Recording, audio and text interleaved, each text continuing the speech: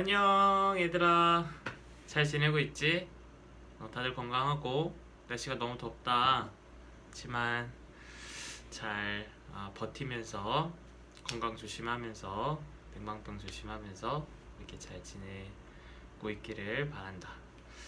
자, 오늘도 예배를 함께 드리도록 하겠습니다. 자, 사도신경 하심으로 예배를 시작하도록 하겠습니다. 나는 전능하신 아버지 하나님 천지의 창조주를 믿습니다. 나는 그의 유일하신 아들 우리 주 예수 그리스도를 믿습니다. 그는 성령으로 잉태되어 동정녀 마리아에게서 나시고 본디오 빌라도에게 고난을 받아 십자가에 못 박혀 죽으시고 장사된 지 사흘 만에 죽은 자 가운데서 다시 살아나셨으며 하늘에 오르시어 전능하신 아버지 하나님 우편에 앉아 계시다가 거기로부터 살아있는 자와 죽은 자를 심판하러 오십니다. 나는 성령을 믿으며 거룩한 공교회와 성도의 교제와 죄를 용서받는 것과 몸의 부활과 영생을 믿습니다. 아멘. 자, 오늘 기도는 또 목사님이 대표로 하도록 하겠습니다. 자, 기도하겠습니다. 하나님, 변함없이 우리에게 늘 영원한 그리고 신실한 그리고 튼튼한 우리의 생명의 토대가 되어주시니 감사합니다. 우리가 살아가는 모든 날 동안에 우리의 삶의 어떠한 조건과 형편에도 불구하고 우리의 생명의 토대가 되어주시는 살아계신 하나님으로 말미암아 우리에게 주어진 모든 삶을 넉넉하고 자신감 있고 깡 있게 살아갈 수 있도록 인도하여 주시옵소서. 하나님, 우리의 인생이 이 세상에서의 어떤 조건과 상황에 늘 좌지우지 될 수밖에 없고 흔들릴 수밖에 없지만 그럼에도 우리의 삶이 하나님에 의해서 완성된다라는 그 희망으로 그 비전으로 이 세상의 삶을 넉넉하게 살아갈 수 있도록 인도하여 주시옵소서. 특별히 오늘 말씀을 통하여서 우리의 인생에 대한 자신감이 그 스웩이 깡이 어디서 나오는지 더 깊이 알아갈 수 있도록 하여 주시고 우리도 이 말씀을 따라서 그런 인생 살아갈 수 있도록 인도하여 주시옵소서. 예수님의 이름으로 기도드립니다. 아멘. 자, 오늘 함께 읽을 말씀은 사도행전 4장 1절부터 21절까지 말씀입니다. 사도행전 4장 1절부터 21절까지 말씀을 읽도록 하겠습니다. 봉독하도록 하겠습니다.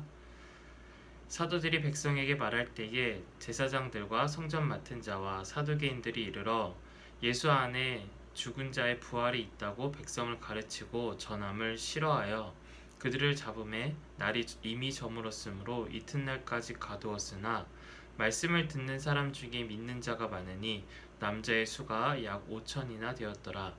이튿날 관리들과 장로들과 서기관들이 예루살렘에 모였는데 대제사장 안나스와 가야바와 요한과 알렉산더와 및 대제사장의 문중이 다 참여하여 사도들을 가운데 세우고 묻되 너희가 무슨 권세와 누구의 이름으로 이 일을 행하였느냐. 이에 베드로가 성령이 충만하여 이르되 백성들의 관리들과 장로들아, 만일 병자에게 행한 착한 일에 대하여 이 사람이 어떻게 구원을 받았느냐고 오늘 우리에게 질문한다면 너희와 모든 이스라엘 백성들은 알라.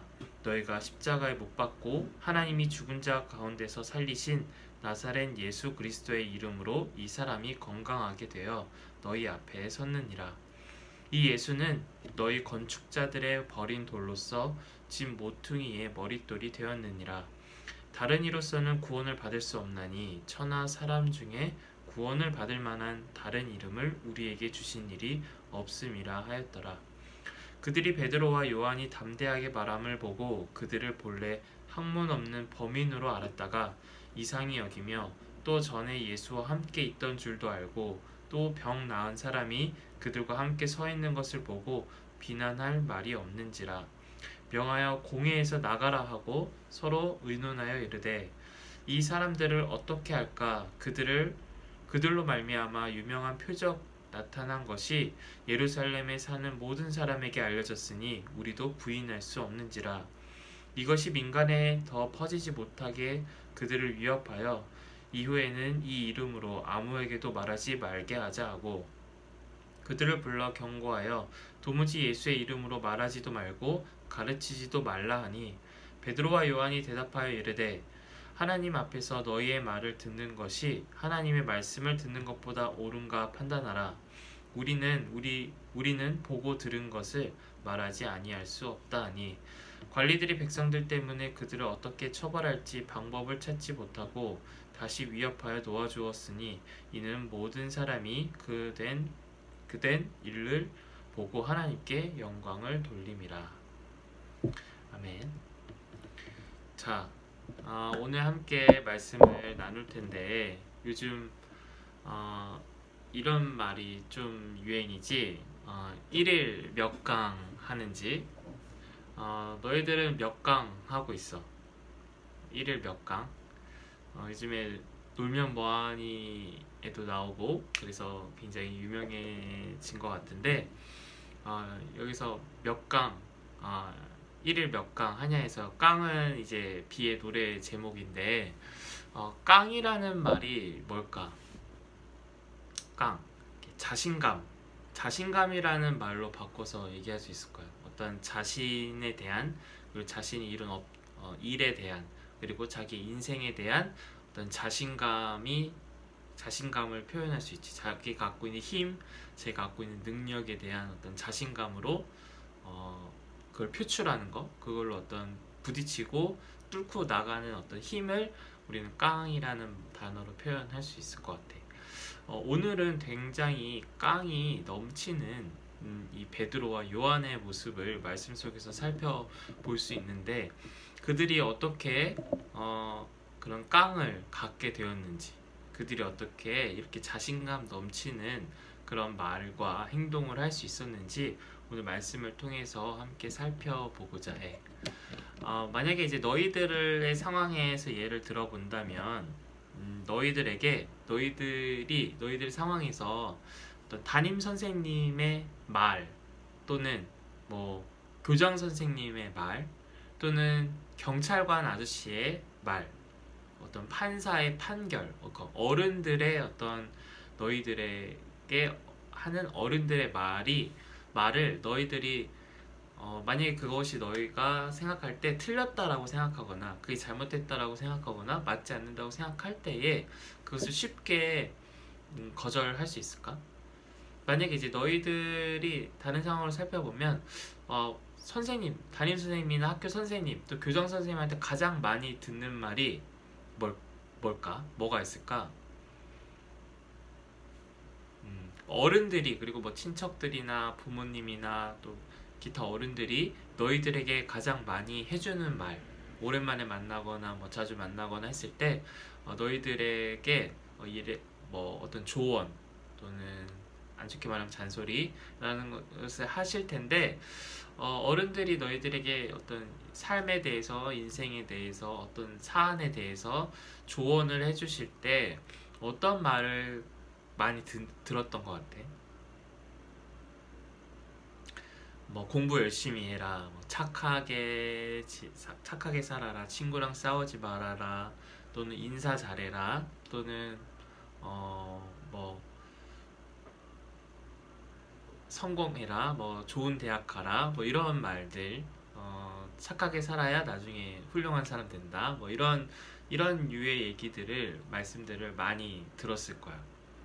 그래야 뭐 너희들의 인생이 조금 더 나아질 수 있다, 행복해질 수 있다, 뭐 이런 얘기. 또 학교에서는 공부해라, 공부 못하면 인생 망한다, 공부만이 어떤 살 길이다, 또는 공부를 잘해야 뭐 인생의 어떤 레벨을 올릴 수 있다, 뭐 이런 얘기들을 많이 들었을 거야. 그런 얘기를 들었을 때 어때? 맞는 것 같지. 어른들이 해주는 말이니까, 어른들이 경험에 근거해서 또 많은 예들을 통해서 어떤 도출된 결론이니까 그런 말들이 사실 맞는 경우도 맞지만 하지만 100% 맞는 거는 아니겠지. 케바케가 있단 말이야.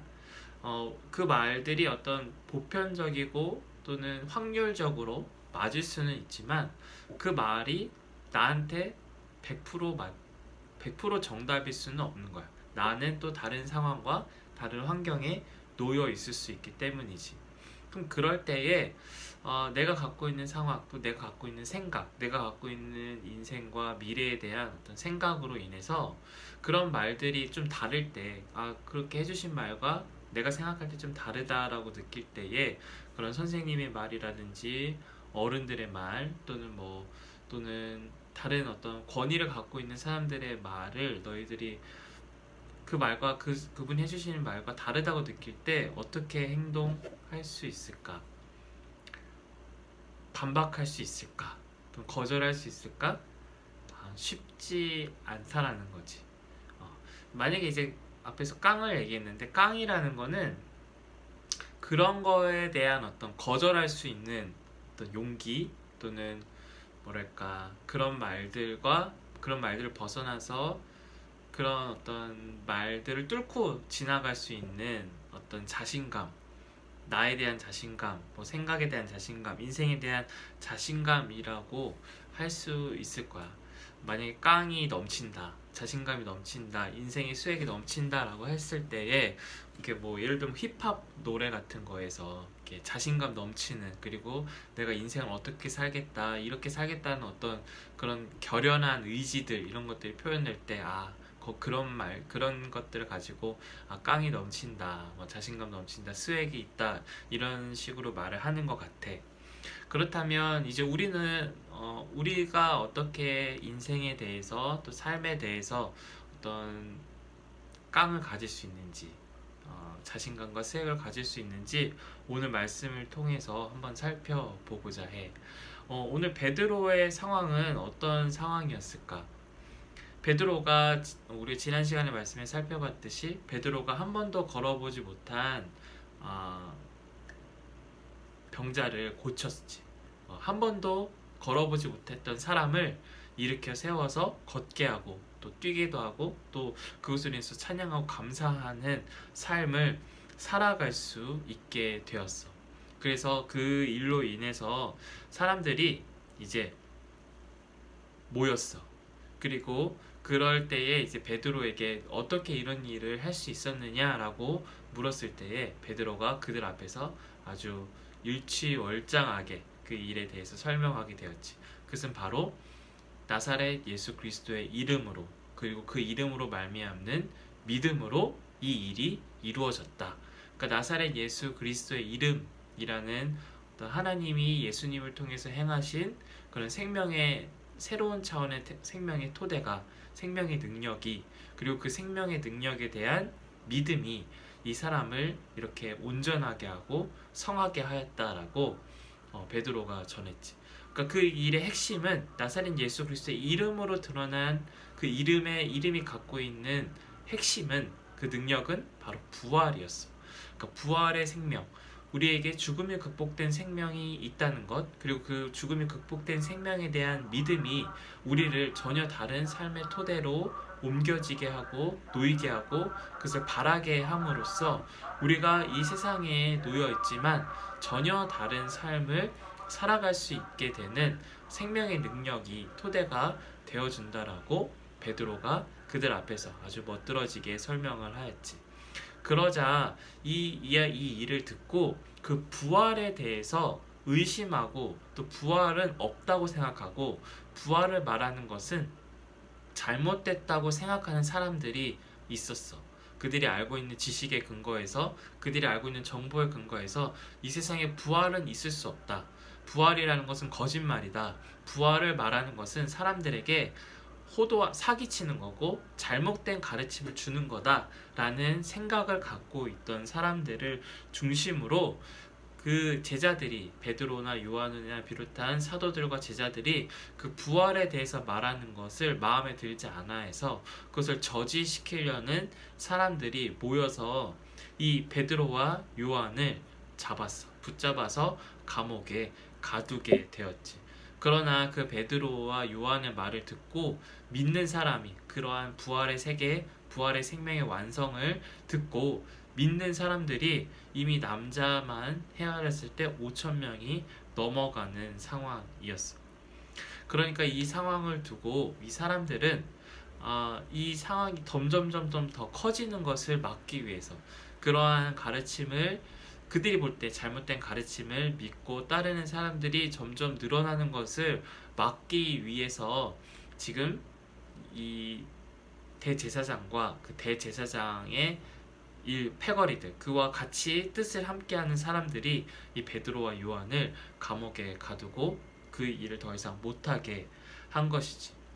그리고 이 베드로와 요한에게 도대체 너네가 무슨 권세로 무슨 능력으로 또 누구의 이름으로 이 일을 행하고 있느냐라고 말해. 그러니까 너가 지금 이 사람은 뭐 교회에서 인정한 그 당시 유대교에서 인정한 어떤 가르침을 줄 수 있는 그런 자격을 갖고 있는 사람도 아니었고 또 유명한 사람의 어떤 그들이 인정할 만한 유명한 사람의 어떤 제자도 아니었고 그러니까 이들이 이름도 없고 뭐 학위도 없고 또 어떤 직업도 없고 그런 지위도 없는데 도대체 무슨 권리와 어떤 자격을 가지고 사람들에게 그런 가르침을 주느냐 또는 누가 너희한테 그 일을 할 수 있도록 허락해 주었느냐 시켰느냐라고 물어본 거지. 왜냐하면 그들이 그 베드로나 요한에게 그러한 권위를 그러한 일을 맡긴 적이 없고 그러한 일을 할 수 있는 자격을 준 적도 없었기 때문에. 그러나 이제 베드로가 여기에서 8절에 보면 베드로가 성령이 충만하여 이르되 그러니까 베드로가 또 이 부활의 생명에 일치하여서 그 하나님이 생하시는 영원한 생명 그 부활의 생명을 가까이 또 너무나도 분명하게 토대를 확보함으로써 이 사람들에게 또한 그들이 말할 수 있는 근거 그들이 말할 수 있는 이런 용기 그들이 말할 수 있는 이런 토대가 무엇인지를 다시 명확하게 설명하는데 그게 바로 11절부터 12절까지 내용이야. 그러니까 하나님이 10절부터 살펴보면 너희들이 십자가에 못 박은 예수 그리스도 그는 하나님이 죽은 자 가운데서 살리신 예수 그리스도의 이름으로 이 사람이 건강하게 되었고 또 이 사람의 이름으로 구원을 우리가 받을 수 있게 되었다. 우리가 생명을 얻게 되었다. 우리가 전혀 다른 삶의 토대에 우리의 삶을 두고 전혀 다른 생명의 토대에 우리의 삶의 토대를 두고 살아가게 되었다. 다른 이로서는 우리가 이러한 생명의 토대에 놓일 수 없고 구원을 받을 수 없다. 이 이름으로 인해서 우리는 전혀 다른 생명의 토대를 알게 되었고 우리는 비로소 그 생명의 토대를 알아보고 인식하게 되었고 거기에 생명의 토대를 우리의 삶의 토대를 두고 살아감으로 구원을 얻게 되었다라고 담대하게 이야기를 해. 그러자 이 사람들이 이 수액이 넘치는 이 용기가 넘치고 당당함이 넘치는 베드로와 요한이 말하는 것을 보고 이 사람들은 원래 이럴 만한 지식이 없던 사람인데 이럴 만한 자격이 어떤 지위가 없던 사람인데 어떻게 이렇게 당당하게 또 똑똑하게 분명하게 말을 하는지 놀라워하고 이상하게 생각해서 그들이 그런 말을 할 수 없도록 붙잡아 놓고서 붙잡았지만 이제는 그들의 말에 베드로나 요한의 말에 반박할 수가 없어서 그냥 그들을 쉽게 놓아줘 버려. 그리고 그들에게 한 가지를 이제 명령을 하는데 사실 부탁이지. 명령을 하는 게 뭐냐면 더 이상 그 나사렛 예수의 이름으로 말하지도 말고 가르치지도 말라라고 말을 해. 그러니까 이거 5천 명이나 되었고 이미 그 사람들이 점점 더 퍼지는 것을 두려워하고 염려한 나머지 그러나 다른 뾰족한 방법이 없던 그들은 이 베드로와 요한에게 더 이상 그런 가르침을 하지 말 것을 명령하지만 이제 베드로는 19절부터 20절에 이제 더 세게 나가는 거야. 이미 베드로는 한번 이 일이 이제 그들이 풀어주는 것을 통해서 한번 더 용기를 갖게 되었지. 그러니까 한번 자신감을 보여줬더니 이 사람들이 움찔하는 걸 본 거야. 이 사람들이 뭔가 갖고 있는 게 없다. 이 사람들이 이제 우리의 어떤 말과 행동에 주눅이 들었다라는 것을 알고 베드로와 요한은 더 자기가 그렇게 용기를 낼 수 있고 자신감을 낼 수 있던 것에 더 분명하게 그걸 더 분명하게 붙들어서 거기에 토대를 두어서 더 자신감 있게 얘기를 하지. 19절부터 20절에 베드로가 이렇게 얘기해. 베드로와 요한이 대답하여 이르되 하나님 앞에서 너희 말을 듣는 것이 하나님의 말씀을 듣는 것보다 옳은가 판단하라. 그러니까 너희의 말을 듣는 것보다 하나님의 말을 듣는 것이, 또는 하나님 앞에서 너희의 말을 듣는 것이 무엇이 더 옳은지 너희가 판단하라. 우리는 우리가 보고 들은 것을 말하지 아니할 수 없다 라고 이렇게 멋지게 또 당당하게 이야기를 해. 근데 사실 한번 살펴볼까? 베드로는 어떤 사람이었을까? 이런 대제사장, 또 이 대제사장의 패거리들, 그의 무리들 앞에서 이렇게 당당하게 말할 수 있었던 사람이었을까? 베드로가 어떤 사람이었는지 우리는 이미 잘 알고 있지. 베드로가 예수님을 부인했던 그 장소, 예수님을 모른다고 3번이나 부인했던 장소가 어디였을까? 바로 이 대제사장의 집 마당이었어.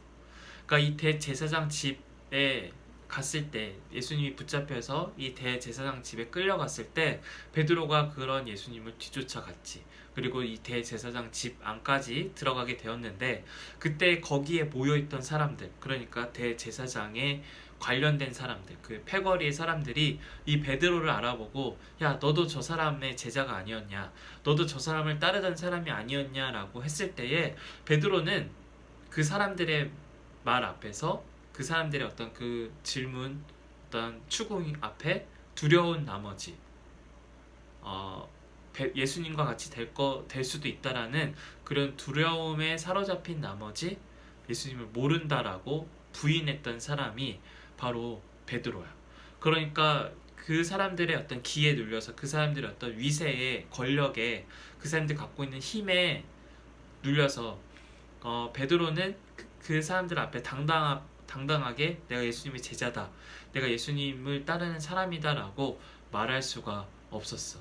그랬던 베드로가 어떻게 이 대제사장과 그 패거리, 그 일당들 앞에서 이렇게 당당하게 얘기할 수 있는 사람이 될 수 있게 되었을까? 다시 말하면 어떻게 이렇게 깡이 넘치고 스웩이 넘치는, 이렇게 자신감이 뿜뿜하는 그런 사람이 될 수 있었을까? 베드로는 어떻게 이런 권위 있는 사람, 세상에 힘이 많은 사람 앞에서 이렇게 당당하게 얘기할 수 있었을까?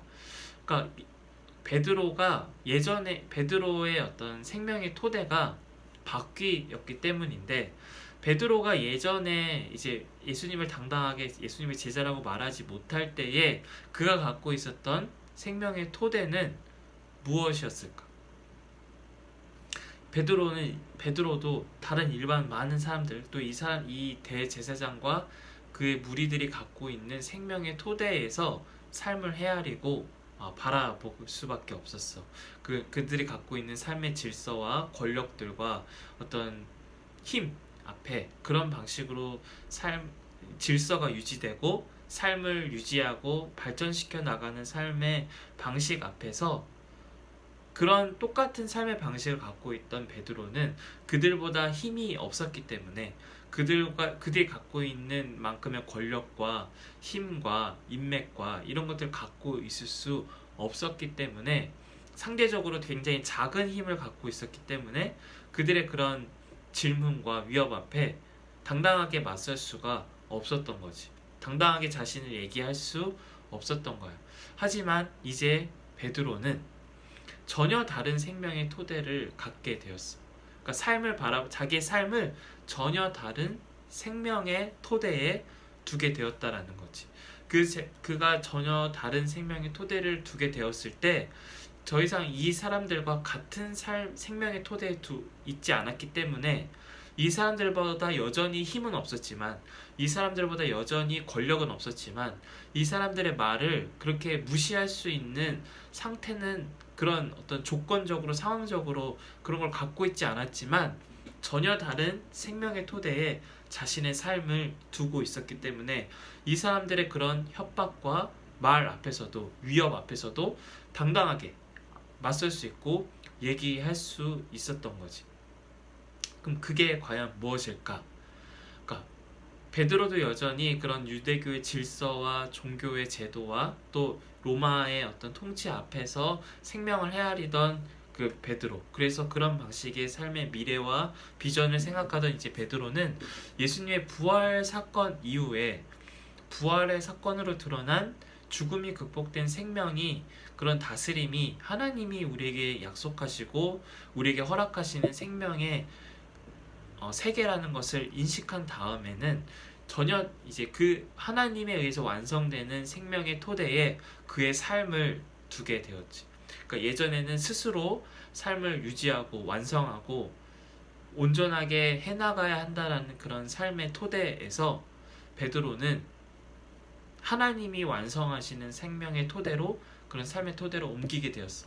마치 지난 시간에 살펴봤던 그 세상에 태어나서 한 번도 걸어보지 못했던 사람처럼, 세상에 한 번도 걸어보지 못한 사람도 이 세상이 말하는 어떤 경쟁력, 또 삶의 논리, 또 삶의 질서 가운데서 그는 장애를 가지고 있었기 때문에 그의 삶을 책임질 수 없었고, 그의 삶을 더 온전하게 스스로 완성할 수가 없었기 때문에 늘 다른 사람의 어떤 도움이나 어떤 조건이나 상황에 휘둘릴 수밖에 없었는데, 그는 이제 베드로의 도움을 통해서 나사렛 예수 그리스도의 이름을 듣고, 그 이름을 통해서 드러난 새로운 생명의 세계를 듣고, 그런 새로운 생명에 자신의 삶의 토대를 두었을 때 이 한 번도 걸어보지 못한 사람에게 전혀 다른 삶의 토대가 주어졌던 것처럼, 이미 베드로가 그것을 경험하고 그에게 전해준 것처럼, 오늘 베드로도, 그 예전에 베드로는 그 이 못 걷는 사람처럼 이 세상의 질서와 방식과 삶의 어떤 생명의 토대에 삶의 토대를 두고 있었기 때문에 그런 생명의 토대에서 더 많은 힘을 갖고 있었던, 더 높은 힘을 갖고 있었던, 더 거절할 수 없었던 힘을 가지고 있었던 사람의 말 앞에 주눅들고 또 무서워하고 두려워할 수밖에 없었지만, 이제 베드로는 전혀 예수 그리스도를 통해서 드러난 전혀 다른 생명의 세계, 우리의 힘에 의해서 완성되어지고 주어질 생명의 어떤 비전이 아니라 하나님에 의해서 완성되어지고 높아질 그 생명의 토대에 자신의 삶을 둠으로 이제 당당하고 수액 있게, 깡 있게 그들에게 말할 수 있고, 또 그들이 그렇게 말할 때 그들이 대답을 하지 못하고 한 발 물러서는 모습을 보면서 더욱더 자신감 있게, 내가 하나님의 말을 들어야겠느냐, 너희의 말을 들어야겠느냐, 뭐가 옳은지 너희가 판단해라 라는 말을 할 만큼, 그렇게 엄청난 용기와 자신감을 가지고 어떤 사실에 대해서 얘기할 만큼 베드로는 아주 용기 있고 깡이 넘치는 그런 사람이 오늘 된 것을 볼 수가 있어.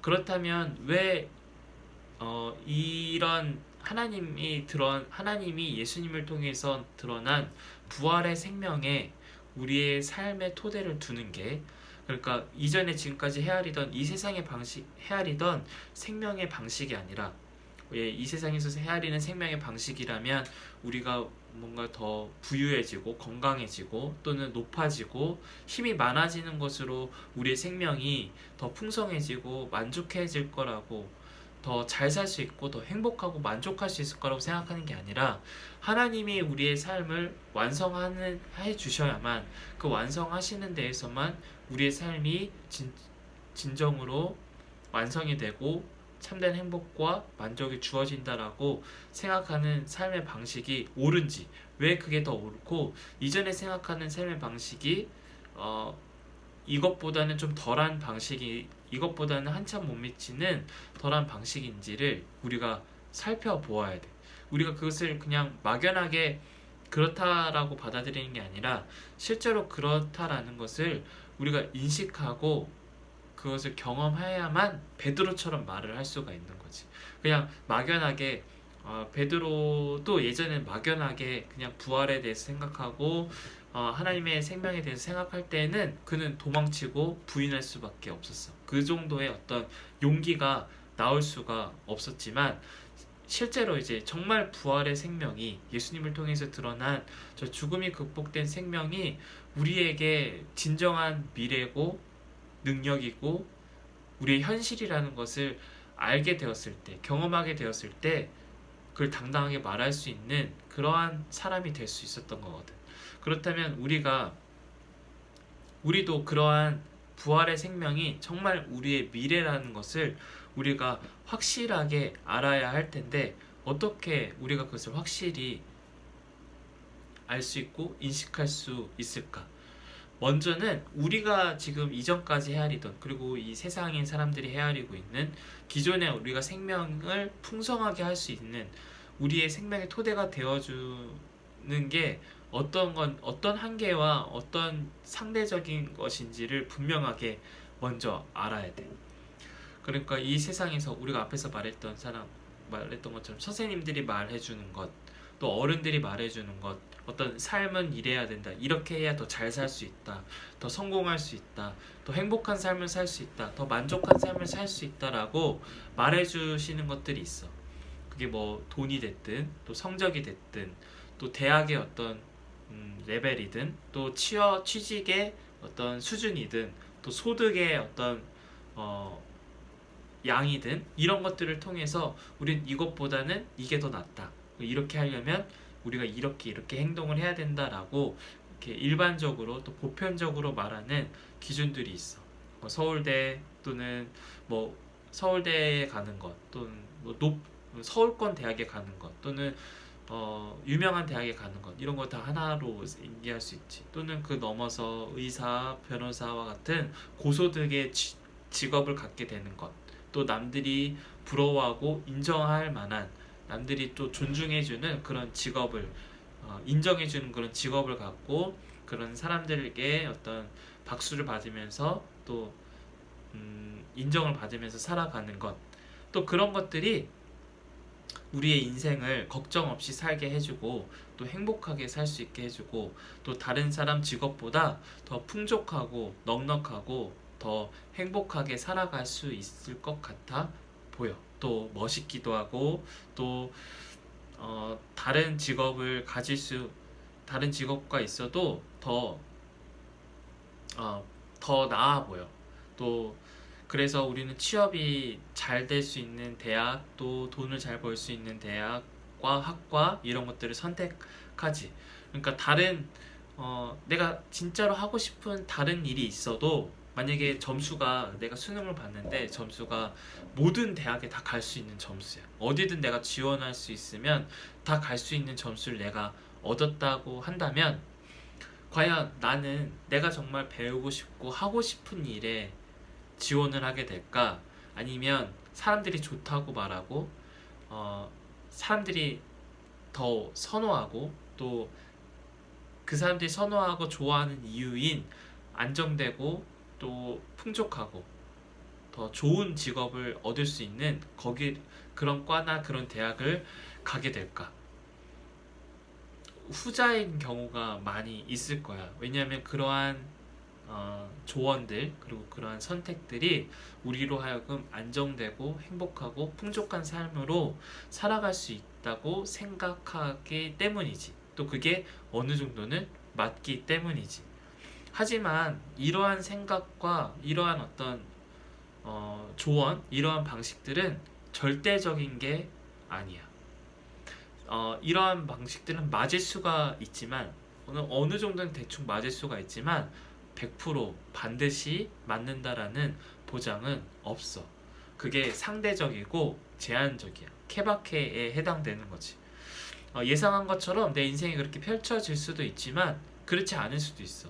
나한테 그게 너무 안 맞는 일일 수도 있고 또는 그게 나한테 할 만하고 할 수 있지만 그렇게 해서 얻을 수 있어 기대했던 어떤 수익과 또 인기와 또는 어떤 안정됨과 행복함을 우리는 반드시 얻는다라는 보장이 없는 거야. 그러니까 경제적으로는 수입이 많아. 하지만 풍족한 삶을 사는 것과는 경제적으로 수입이 많은 것과는 다른 거지. 또 안정된 삶을 살아. 뭐 이렇게 힘들거나 뭐 어렵거나 궁핍한 삶을 살지 않고 안정되고 넉넉한 삶을 살아갈 수 있게 되었어.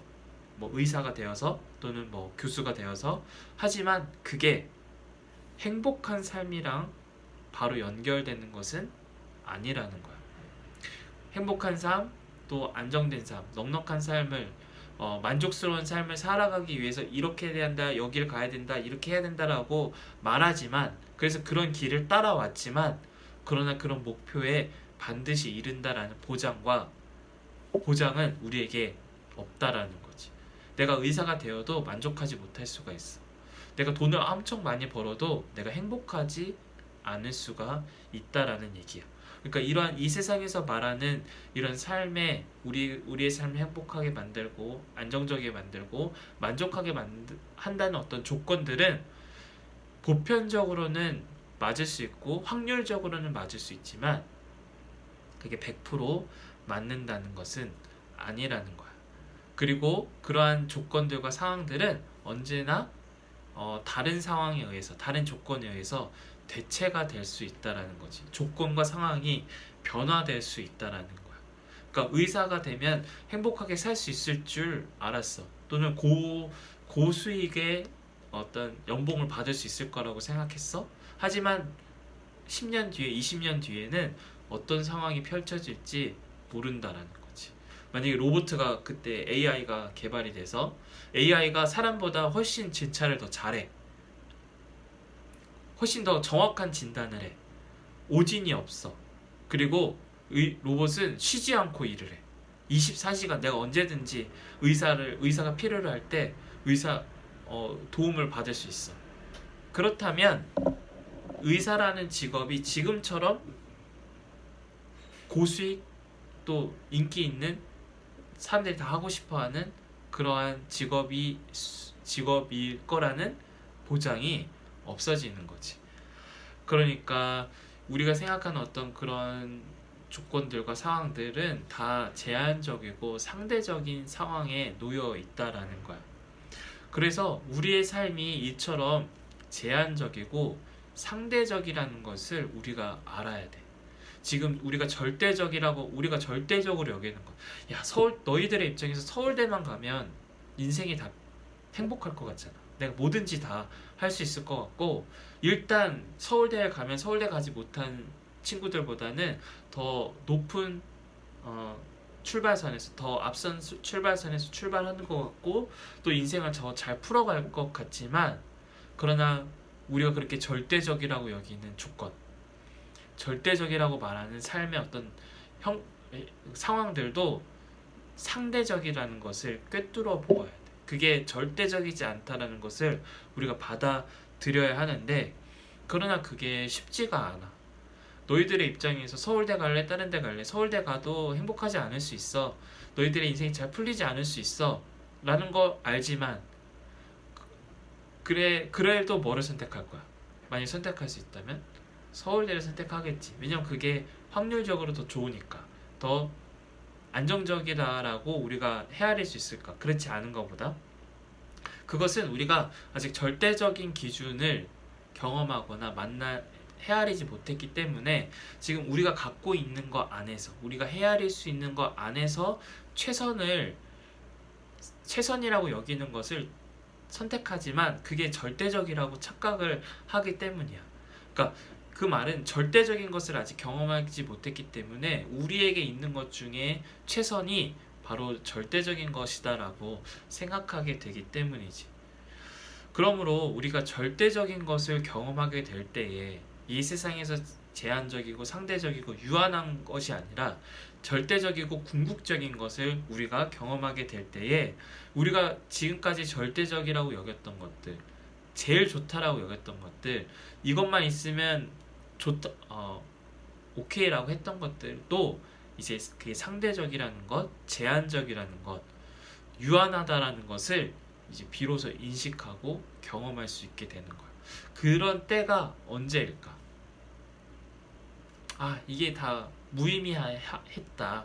내가 예전에 그걸 얻으려고 그렇게 열심히 했는데 뒤돌아보니까 이제 와서 생각해보니까 그런 게 아니었다라고, 상대적이었다, 제한적이었다, 그게 그렇게 절대적인 게 아니었다라고 깨닫는 순간이 우리 인생에서는 한 번씩 다 오는데 언제일까?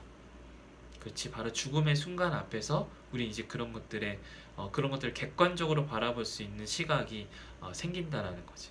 그러나 이제 그것을 우리가 먼저 헤아릴 수 있다면, 미리 절대적인 게 무엇이고 궁극적인 게 무엇인지 알 수 있다면, 이제 그러한 상대적인 것을 절대적으로 여기며 또 제한적인 것을 무한한 것으로 여기며 살아가는 그런 삶의 방식에서 우리는 당당하게 거기에 맞설 수 있고, 그게 아니다라고 말할 수 있는 어떤 깡과 어떤 스웩이 거기서 나온다라는 거야.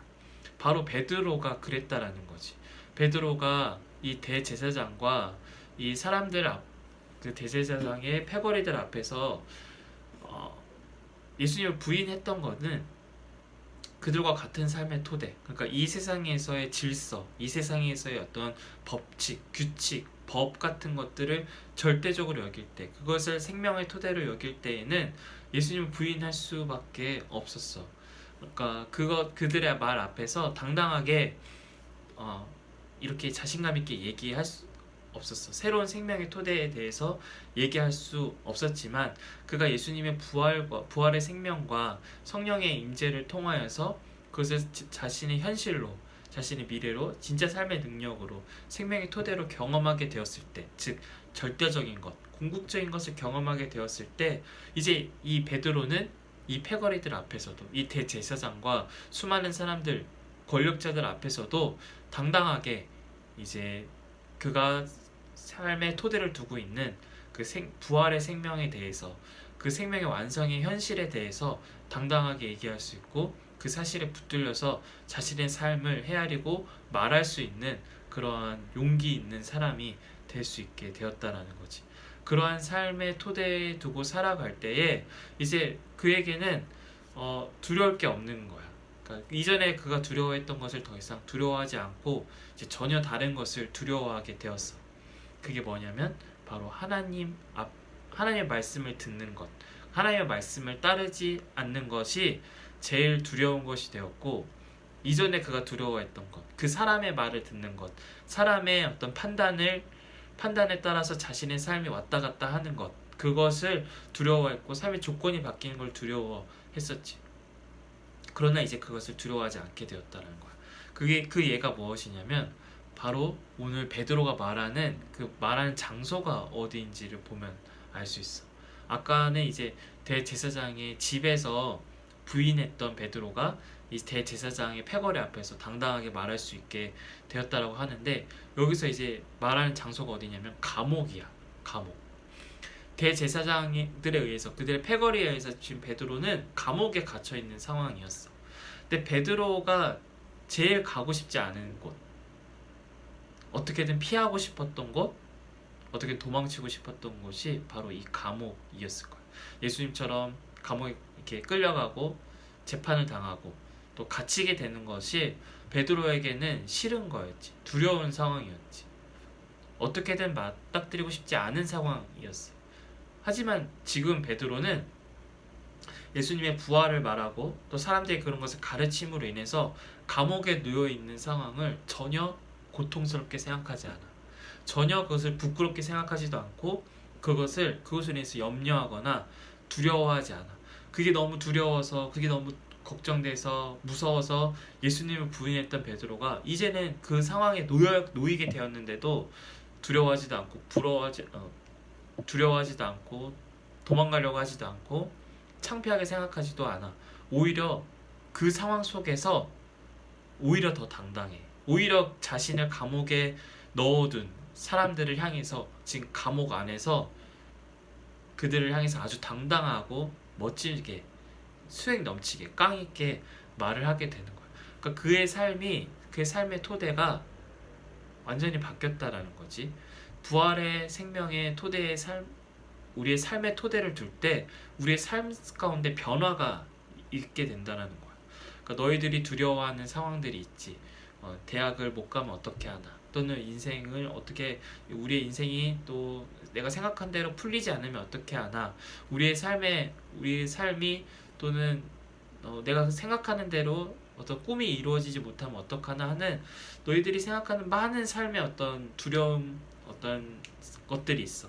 그게 우리가 이 세상에서 생각하는 삶의 조건과 어떤 방식에 따라서 그런 두려움이 결정이 되고 염려가 결정이 될 텐데, 우리가 이 베드로처럼 또 한 번도 걸어보지 못했던 사람처럼 부활의 생명의 사건을 듣고 죽음이 극복된 생명의 세계를 헤아리게 되어서 그 하나님이 우리에게 허락하시고 완성하실 생명의 세계를 헤아리고 그것의 성령의 도우심으로 우리가 그 하나님에 의해서 완성될 생명의 세계에, 그 생명의 토대에 우리의 삶의 토대를 둘 때에, 우리의 삶의 중심을 두게 될 때에 우리의 삶은 이전과는 다른 두려움과 다른 방식의 두려움과 다른 방식의 희망과 다른 방식의 꿈과 용기, 깡과 스웩으로 살아갈 수 있게 돼. 우리의 삶의 변화가 거기에서 나타나게 된다는 거지.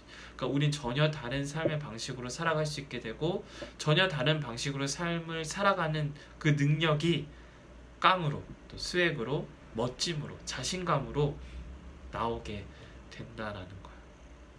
그 비결은 바로 부활의 생명의 세계를 헤아리는 거야.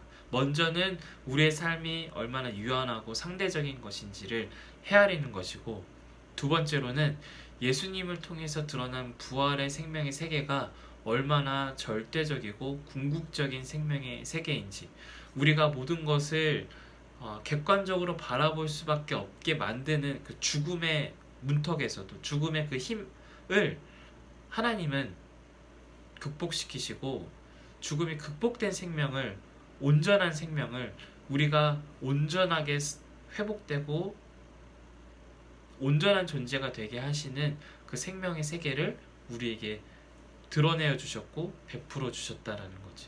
우리가 그것을 믿을 때에, 예수님의 이름을 믿을 때, 예수 그리스도의 이름을 믿을 때, 예수 그리스도의 이름으로 통해서 드러난 그 하나님의 능력과 생명의 세계를 믿을 때 우리에게 그 생명의 세계가 실질적으로 주어지는 그러한 일이 일어난다라는 거야.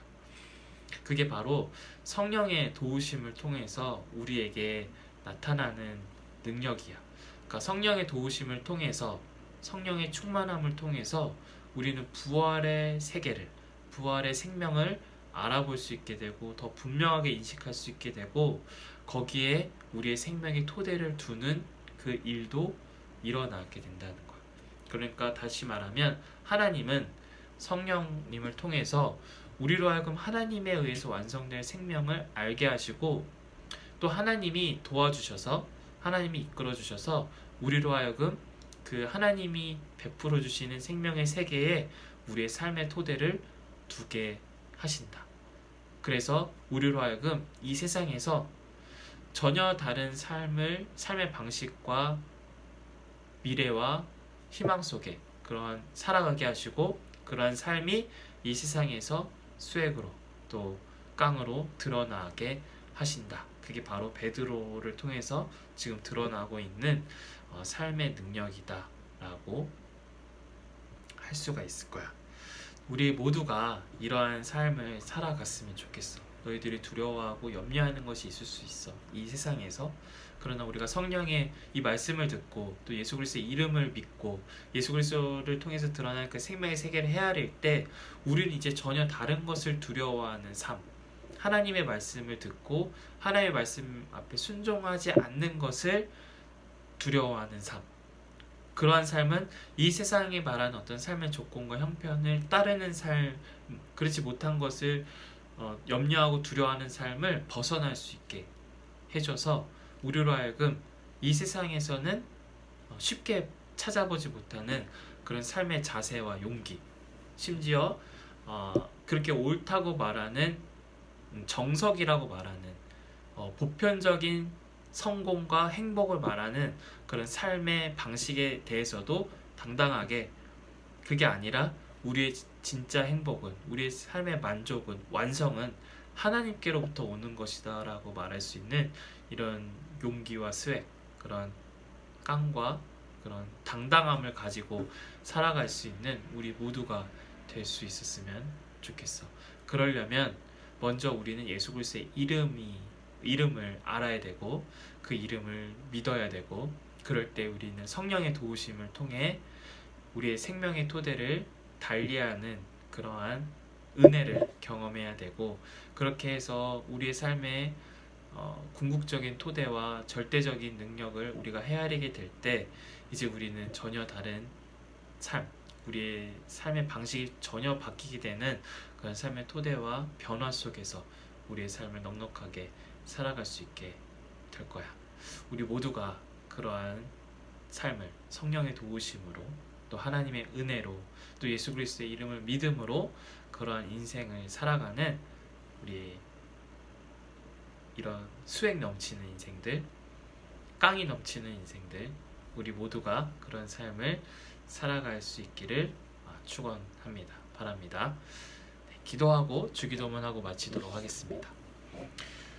하나님 아버지, 오늘 베드로가 감옥에 갇혔다가 풀려나게 되는 이 말씀을 통해서 우리 인생에 우리가 두려워하던 것들, 염려하던 것에서 벗어나 정말 두려워할 것을 두려워하며, 그러므로 인해서 이 세상에서 우리가 두려워하던 것에서 벗어나 당당하고 자신감 넘치는 삶을 어떻게 하면 살아갈 수 있는지 오늘 말씀을 통해서 함께 살펴보았습니다.